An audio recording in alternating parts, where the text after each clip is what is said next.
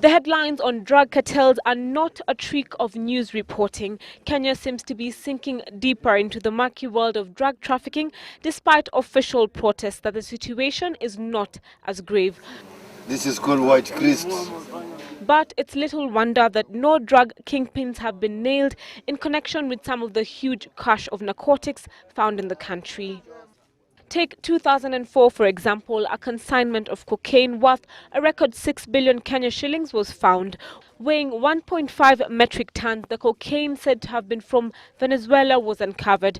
To date, no suspected drug lords have been prosecuted. And this was not a case of a one-off merchant. As seen in cables released by whistle-blowing website WikiLeaks, Kenya is an established narcotics transit point. The drug trade is one that is, according to the cables, facilitated by security personnel, high-ranking military personnel, influential businessmen and politicians. According to secret cables dated January 2006, William Bellamy, the then U.S. ambassador, accuses police of removing crucial evidence from a prosecution file, leading to the acquittal of suspects over the 2004 cocaine haul.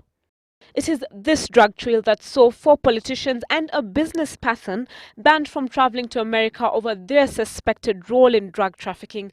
The genesis of their problem started after Internal Security Minister George Saitoti named the 4 MPs Haron Mwau, Gideon Buvi, Hassan Joho and William Kabogo and businessman Ali Punjani as some of the suspects being probed after they were adversely mentioned in a U.S. Embassy dossier on the narcotics trade in Kenya, and what resulted to a battle for dignity on the floor of the House.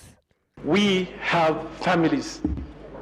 I have had an incident where a 13-year-old, my daughter, was engaged into a physical fight with another child because she was told, your father is a drug trafficker. The young people or children who are reading a newspaper today at the age of 8, 9, 10, and they are seeing my name or my picture in the television saying that I'm a drug peddler.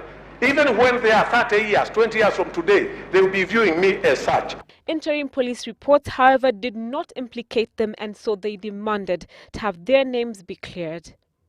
Just making a blanket statement that they are drug traffickers, that is an insult, Mr. Speaker. I request that the minister does apologize to members of the House that he mentioned and clears their names, Mr. Speaker.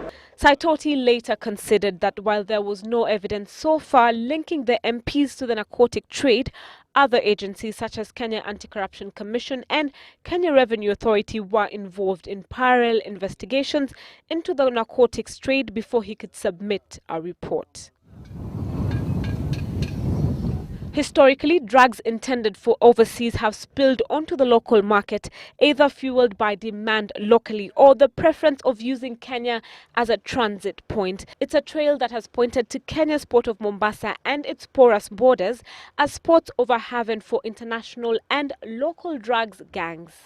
It is certainly a major scourge in the country, and not just now but has been for years. The flip side being that Kenyans continue to suffer as substantial action is yet to be taken on the drug lords. Salim Bilu, Citizen Weekend.